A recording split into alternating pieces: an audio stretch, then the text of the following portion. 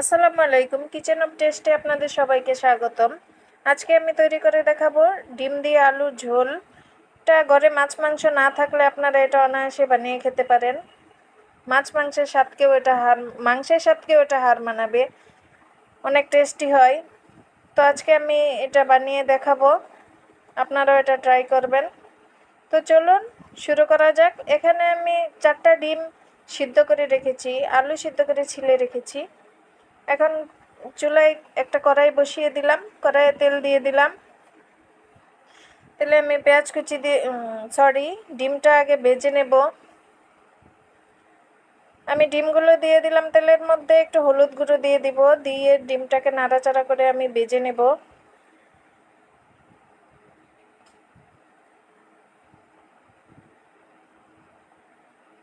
ডিমটাকে নাড়াচাড়া করে ভেজে নিচ্ছি।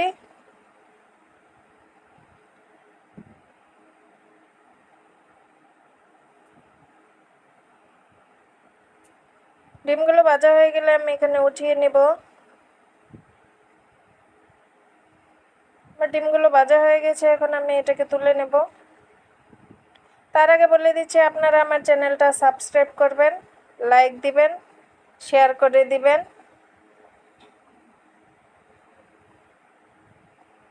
ডিমের তেলে আমি এখানে পেঁয়াজ কুচি দিয়ে দিব।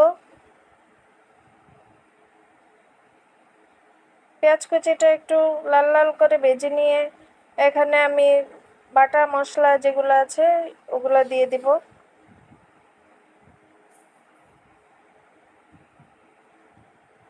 পেঁয়াজটাকে ভেজে নিচ্ছি।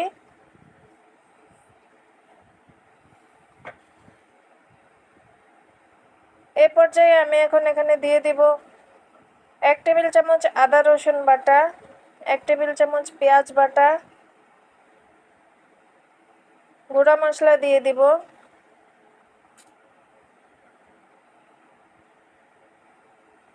গুঁড়া মশলা এখানে ধনে গুঁড়া দেব হাফ চা চামচ থেকে একটু বেশি, 1 চা চামচ থেকে কম, এভাবে দিয়ে দিব। হলুদ গুঁড়ো,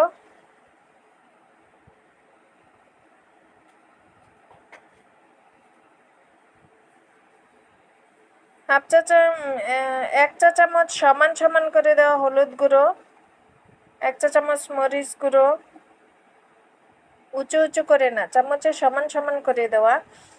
তারপরে এখানে হাফ চা চামচ ধনে গুঁড়া, হাফ চা চামচ জিরে গুঁড়া, ভাজা জিরার গুঁড়া। তো সব একসাথে দিয়ে পরিমাণ মতো লবণ দিয়ে এটাকে তেলের সাথে কষিয়ে নেব। তো এই তো আমি নেড়ে চেড়ে কষিয়ে নিচ্ছি। তারপর এখানে আমি সিদ্ধ করে রাখা আলুগুলো দিয়ে দিব। আলুগুলো দিয়ে মশলার সাথে একটু মিশিয়ে নেব। নেড়ে চেড়ে মশলার সাথে মিশিয়ে নিতে হবে, আগেই পানি দেওয়া যাবে না। একটু মশলার সাথে মিশিয়ে নিলে, ভাজা ভাজা করে নিলে এটা তরকারিটা খুব টেস্টি হয়। এটা একটা টিপস। তো আমি এখানে কষানোর জন্য পানি দিয়ে দিলাম। আবার বেশিক্ষণ এটাকে ভাজা ভাজা করলে পুড়ে যাবে, তখন টেস্টটা নষ্ট হয়ে যাবে। তো আমি এখানে পানি দিয়ে দিলাম। পানি দিয়ে নাড়াচাড়া করে আর একটু কষিয়ে নেব।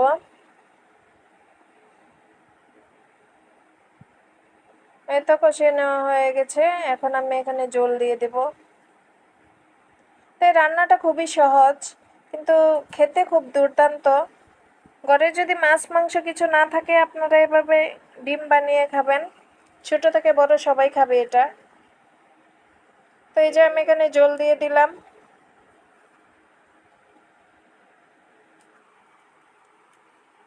এখন কিছুক্ষণ রান্না করে নেব।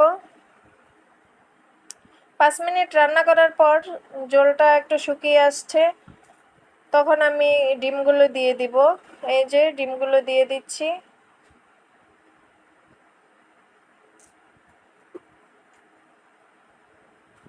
এটা একটু জলজলি থাকবে। তো এই যে ডিমগুলো দিয়ে দিলাম, এখন আর একটু রান্না করে নেব। তো এই তো আমার রান্না হয়ে গেছে। আপনারা এভাবে রান্না করে বানিয়ে খেয়ে দেখবেন, অনেক মজা হয়। আমার চ্যানেলটাকে লাইক দিয়ে আমার পাশে থাকবেন।